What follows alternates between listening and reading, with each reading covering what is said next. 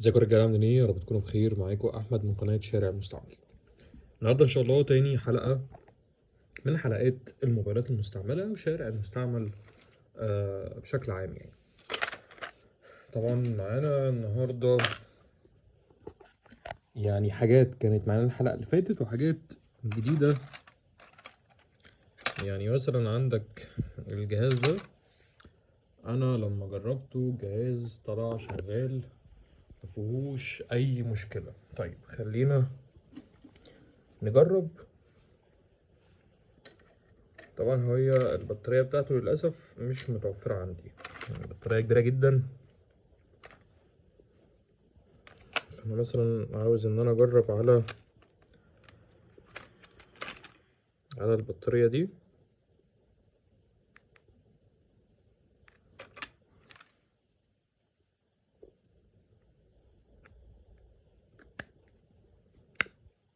يعني المشكلة إن أنا أصلا مش عارف إن أنا أتحكم في الجهاز كبير جدا.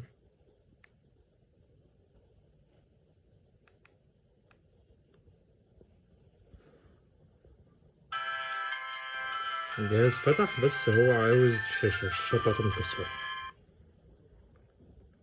طبعا هو البطارية بتاعته مش موجودة عندي، بطارية عملاقة فللأسف هي مش موجودة.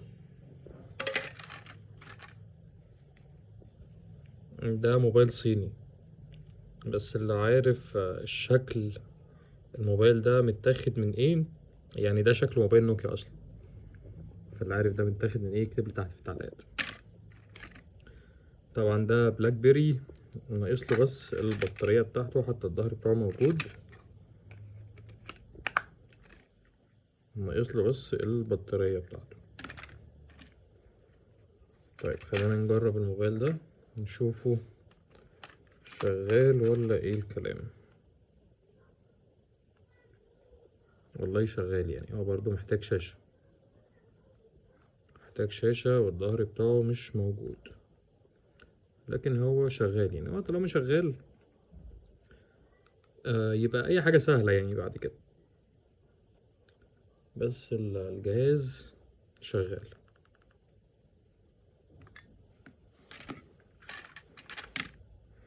طيب الموبايل ده نوكيا برضو، نوكيا فلاتة، بس انا مجربتش الجهاز ده قبل كده. فتعالى كده، يعني دي مش بطاريته، البطارية دي كبيرة على الموبايل يعني. بس تعالى ايه، هي نفس الريش، فتعالى نجرب.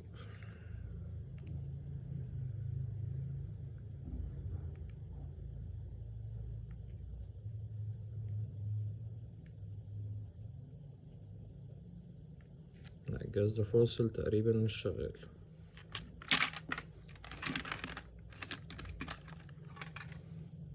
الجهاز ده يعني من اول الموبايلات الصيني ما طلعت، والله حرفيا فاكر انا الجهاز ده من اول الموبايلات الصيني ما طلعت خالص يعني. ده موبايل تقريبا صيني برضو. تعالى كده نجربه.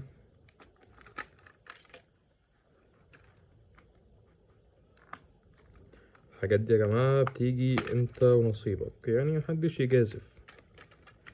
ممكن الأجهزة كلها بتيجي قطع غيار مش شغالة. يعني حتى الظهر بتاعه نفسه مش عاوز يتفك.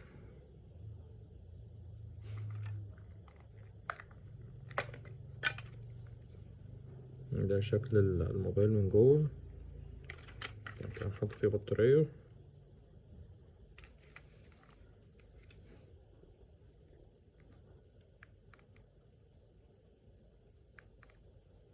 والله الجهاز شغال.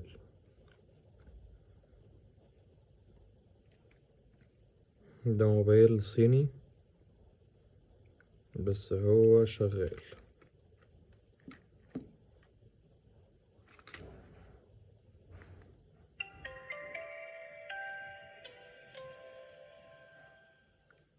ده شغال ومفيهوش أي مشكلة.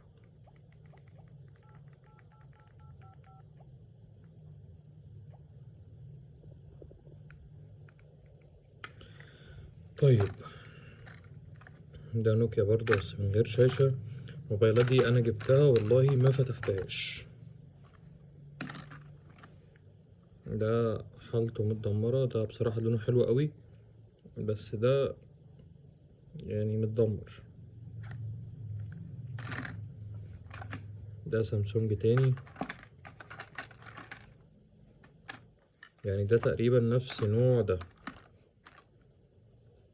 ده سامسونج، يعني الشاشة بتاعته مفيهاش غير الكسر ده. فتعالى كده نفتحه نجرب فيه بطارية مثلا. بس المشكلة ان البطاريات دي هي عندي بس مش عارف مكانها يعني. ده برضو سامسونج،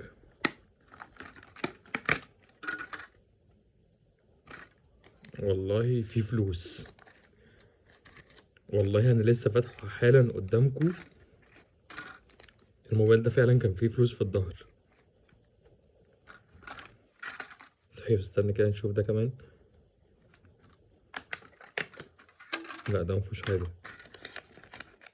بس ده والله كان فيه فلوس يعني فعلا، في 150. طب دي تبقى من نصيبي ولا من نصيب صاحب الجهاز؟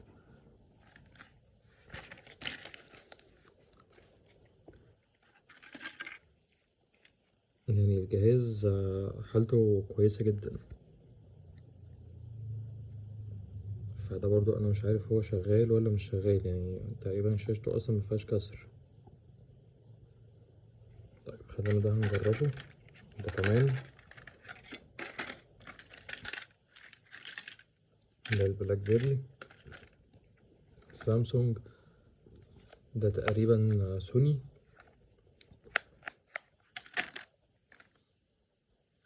ده موبايل صيني. تعالى كده نجرب ده. الميزة في الحاجات اللي هي الموبايلات اللي هي الصيني والحاجات دي ان بطارياتها عادية، ممكن اجرب عليها. والله الجهاز ده برضه شغال. الجهاز ده برضه شغال. ده تقريبا نوكيا.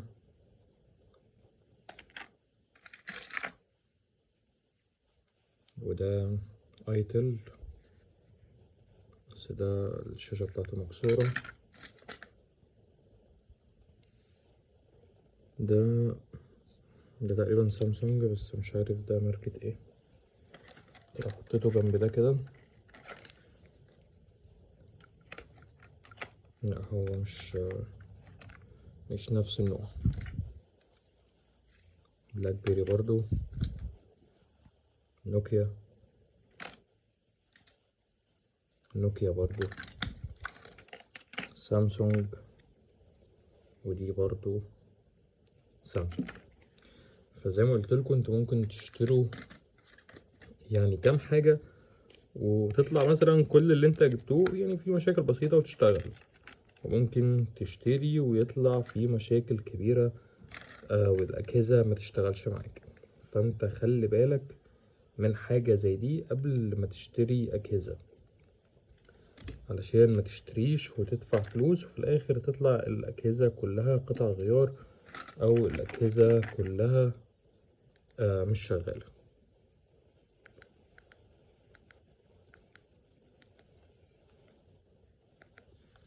يعني الجهاز ده شغال بس المشكلة إن هو ظهره مش موجود، ودي مشكلة كبيرة برضه. الظهر بتاعه مش موجود.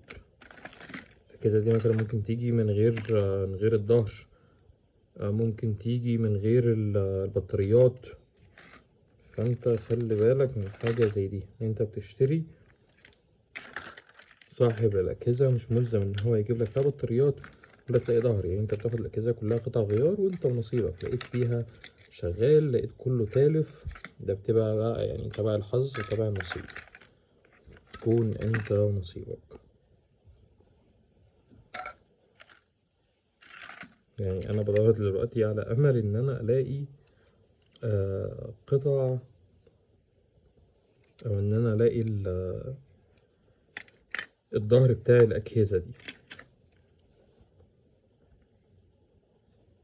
ده برضو مش عارف نوع ايه، كنت مفكره نفس النوع ده بس لا، طلع مختلف.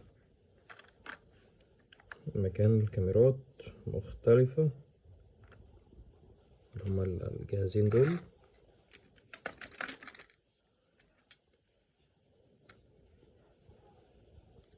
ده برضو